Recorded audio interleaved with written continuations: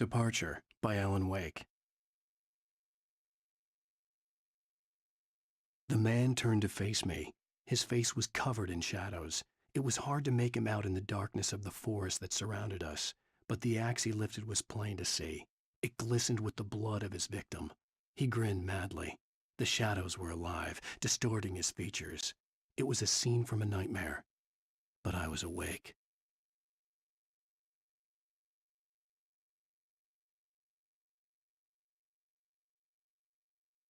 The Taken stood before me. It was impossible to focus on it, as if it stood in a blind spot caused by a brain tumor and eye disease.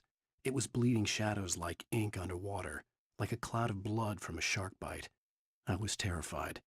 I squeezed the flashlight like my life depended on it, willing it to stop coming any closer. Suddenly something gave, and the light seemed to shine brighter.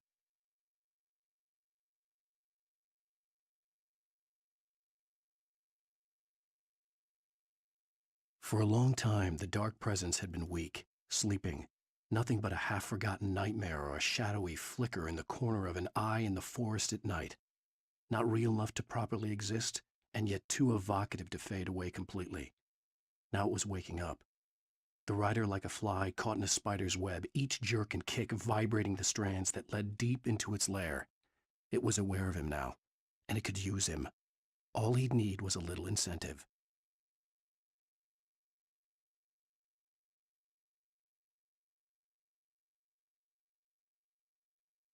I heard them before I saw them, swooping down from the sky and screeching as they came.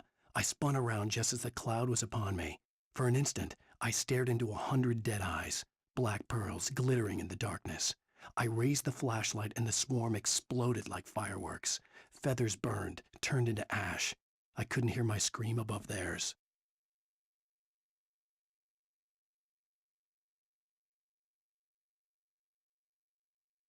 At first I kept finding the pages as if by accident. The book I couldn't remember was either a terrible and true prophecy or an act of creation that had rewritten the world. I began to hunt the pages feverishly, for they held the answer to the mystery. With it I could save myself. With it I could save Alice.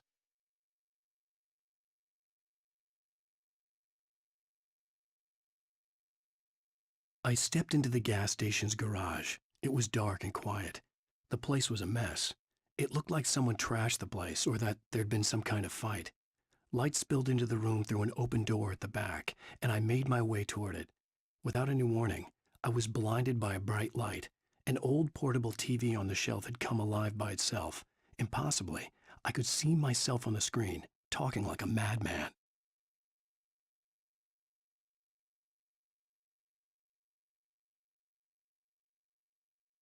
"The cabin on Cauldron Lake?"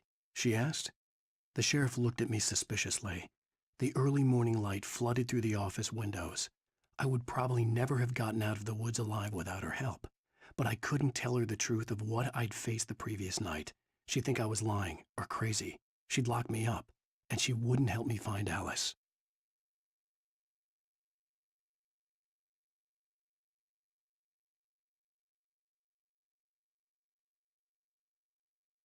Stucky spat on the garage floor and tried to shake the cobwebs from his head. Ever since the couple never showed to pick up the keys, things had been fuzzy. Something, a feeling caught his attention. Stucky looked up and stared as his brain tried in vain to process the horror before him. He stumbled back, knocking over a can of oil. A black pool spread across the floor while he struggled for a brief moment, then let go as the unrelenting darkness engulfed him.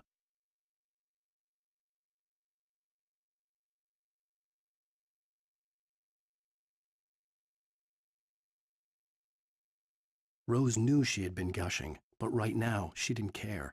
As far as she was concerned, her brief meeting with Alan Wake was literally the high point of her life. She watched as he got in the car with his wife. She was pretty, confident, at ease with Wake. Not like Rose. They were perfect for each other. She'd have given anything to be called their friend.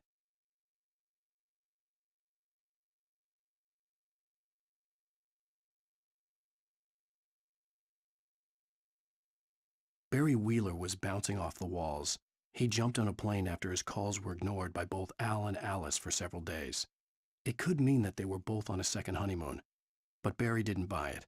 Al had been way too unstable for that, not sleeping, messed up. Barry had years of experience dealing with Alan Wake, and he couldn't ignore it. Something was wrong.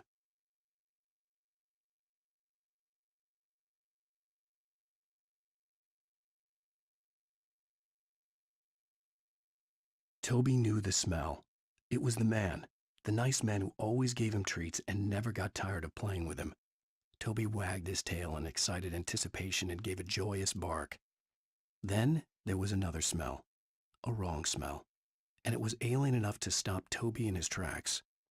Confused, he growled deep in his throat. The wrong smell came from the nice man. Blind animal terror pierced the dog's brain an instant before the axe followed suit.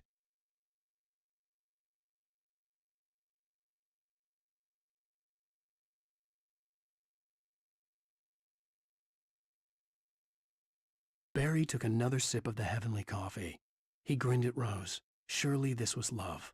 Rose gushed on breathlessly. The new one will be a masterpiece, I know it. You must tell him not to listen to the trolls in the forums saying Departure will never get finished. He should take his time and make it perfect. I can wait.